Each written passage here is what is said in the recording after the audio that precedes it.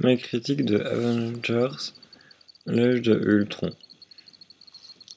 Je suis allé voir au cinéma le dernier film Marvel qui s'appelait Avengers, l'âge de Ultron.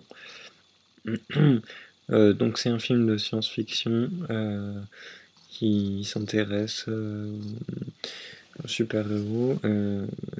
Simplement, j'ai quelques reproches à faire à ce film. Spontanément, je dirais que c'est peut-être un peu trop scénarisé. Euh, je sais pas trop comment dire. Il y a trop de, il y a trop de fric dans ce film. Et puis aussi, il y a un problème, c'est que hum, les personnages sont trop puissants. Et ça, c'est pas crédible. Par exemple, le personnage de Iron Man, il est hyper méga puissant. Genre, il contrôle tous les ordinateurs de la Terre et tous les robots de la Terre et tout. Franchement, c'est pas un problème. Enfin, je veux dire, il peut pas y avoir de problème en partant de ça. Enfin, je sais pas comment dire. Ça fait que quand on donne trop de puissance aux personnages, ils sont, ils sont plus humains, quoi. Enfin, genre, c'est, c'est que des espèces de demi-dieux et on peut pas s'attacher à des personnages comme ça, à moins que on soit, je sais pas, genre quelqu'un qui se prend pour Dieu comme un type qui achète des actions ou un truc comme ça. Enfin bon.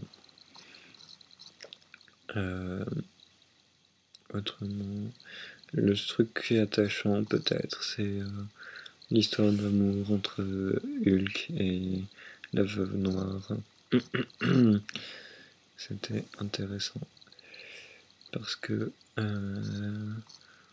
parce que c'est crédible à peu près. C'est à peu près le seul truc à peu près crédible du film. Je dis pas que un bon film doit être crédible, mais je dis qu'un bon film doit être intéressant.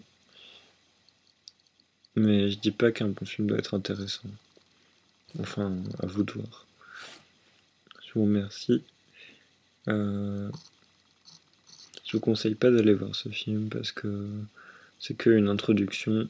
En fait, tout ce film, c'est une introduction au film d'après, qui lui-même sera une autre introduction au film d'après. Parce que à la fin du film, on voit que le grand méchant, qui s'appelle Thanos, fait son apparition. Et c'est à la dernière minute. Et du coup, en fait, après, il va y avoir deux films. euh, le truc de l'éternité 1 et le truc de l'éternité 2. Et il faudra attendre déjà 3 ans que le truc de l'éternité 1 sorte. Et ensuite un an pour que le truc de l'éternité 2 sorte. Et à moins que vous vouliez être méga frustré, je vous conseille pas d'attendre, de passer les 3 prochaines années à attendre que le prochain film sorte. Il faut. Par contre, je vous conseille de profiter de l'instant présent. Merci. C'était Jojo pour le cercle.